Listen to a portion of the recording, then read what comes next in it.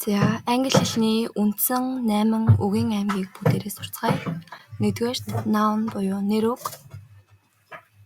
Book, teacher, Mongolia гэх мэт нэр үгсийг noun гэж хэлдэг ахна. Хоёрдугаарт pronoun буюу төлөөний үг. I, he, she, it, they гэх мэтчлэн. Гуравдугаарт verb буюу үйл үг. Run, eat, be, become гэх мэт. Дөрөвдүгээрт adjective буюу тэмдэг нэр. Big, beautiful гэх мэт. Adverb буюу баймж үг. Slowly, really, very гэх мэт. Зурдугаарт preposition буюу өгтөр үг.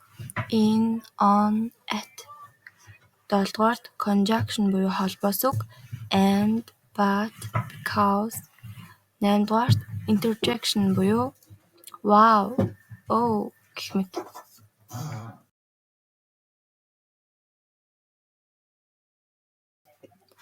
За хоёрдугаарт өгүүлбэрийн бүтэц sentence structure.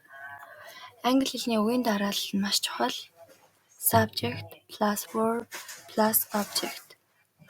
Эзэн, үйл үг, төсөгтгөн. Example: I study in English.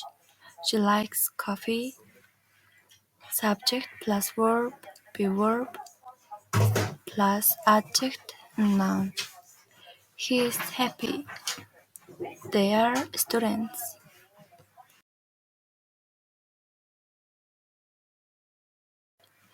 Be үйл үг. Am is are.